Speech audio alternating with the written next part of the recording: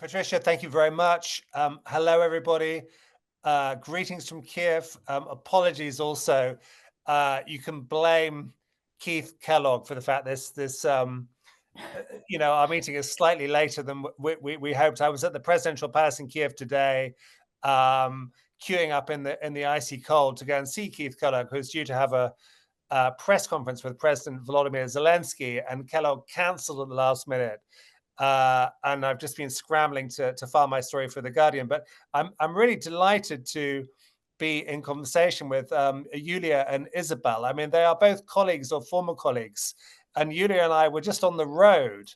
She can tell us about the trip we just did in a minute. But I mean, to be serious, this is a really feels like a really extraordinary moment in Ukraine's fortunes. I mean, we've followed the war going up and down over the past 3 years. There've been good moments and bad moments. This is a very serious moment, I think, for Ukraine. But just taking a step back, I mean, Yulia, how do you think Ukrainians are doing? What is their mood 3 years after full-scale invasion? How are you feeling, having covered this conflict from the very beginning? Hi, everyone. Are we starting the group therapy session with this question? Something I'm wondering. I would probably have one important and short thing to start with. Timothy Snyder recently wrote an article, a really powerful one, titled Peace or Partition. And he has one statement mentioning U.S.-Russia talks, saying that if you are not at the table, you are on the menu. And I hope we as journalists who are covering this ongoing war will not just repost this menu, slightly spicing with Russian or American propaganda. And we are responsible as journalists for providing the full context and the background. And that's how I feel as a reporter and as a Ukrainian.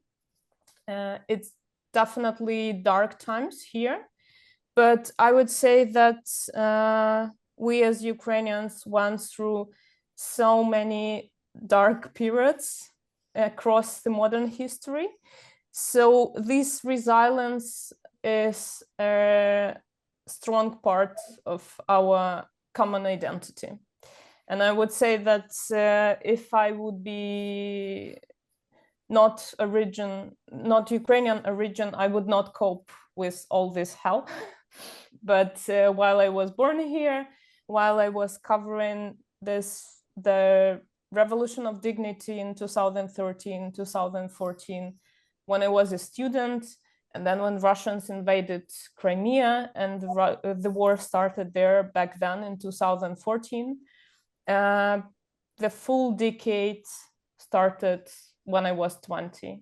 So I just get used to the fact that I'm living in the hurricane, and that's the part of my world and the modern world. So right now, when Europe is slightly frightened, and in my opinion, it should be frightened earlier, I just feel that, okay, yeah, we actually told you. I'm sorry, but like we told you, we were holding this shield for quite a long time. And I would not say that the ongoing news are not surprising for me personally, but there were so many bad news happening to my country already. So this is just one part of it. That's it, probably. I've got lots and lots of questions for you, but let me ask one to Isobel, and then we'll come back. I mean, Isobel, it's been the most remarkable week. I mean, you have Donald Trump calling Volodymyr Zelenskyy a dictator, saying his approval rating is only 4%, which of course is not true. It's a lie. It's part of Russian disinformation. Then Zelenskyy saying, I think, in my view, correctly, that Trump is living in a kind of Kremlin disinformation bubble, and that his team should be more truthful. I mean, there's been a really, it seems to me, a kind of spectacular falling out, or perhaps, you know, better put, a kind of dumping by America of an ally, you know, a very close ally during the Biden administration's term. How do you see it? And you know, are you surprised at all that things have gone so bad so quickly? I'm definitely surprised that things have gone so bad so quickly. I mean, I think everybody knew that it wouldn't be like it was under Biden, but I think the last week or so, especially the comments yesterday, were pretty shocking. And I think that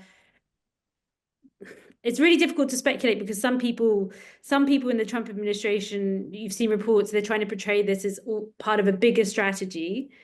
And, you know, oh, it's all going in the right direction, and we're just kind of playing both sides and, you know, saying what needs to be said in order to get this sort of deal done. But on the other hand, it really looks like Trump's sort of grudge against Zelenskyy, which dates back to 2019. It kind of looks like for those who don't know, just remind us what happened in 2019.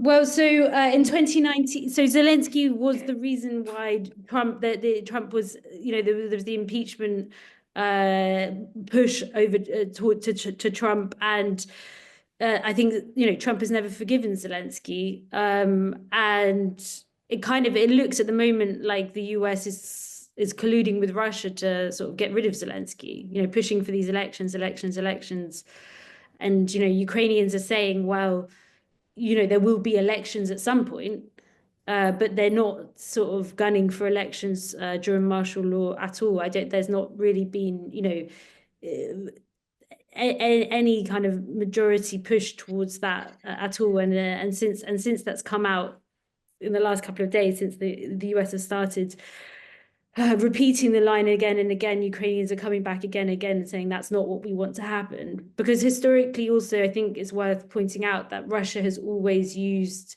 Ukrainian elections as a chance to interfere. Like, you know, Ukraine is, if there was a sort of an imaginary factory of Russian influence campaigns, like the Ukraine department would be the largest one.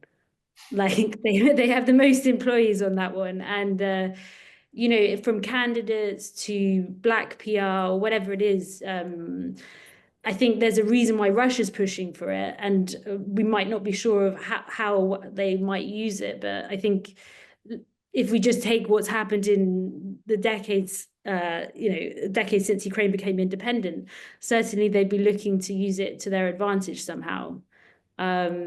So yeah, and I think it's interesting that, yeah, the US seems to be pushing exactly the same message now. Yeah. I agree with all that. I mean, there's an incredible. I mean, they seem to be echoing each other. The way to which, for whatever reason, the Trump administration is repeating Kremlin talking points is absolutely is striking.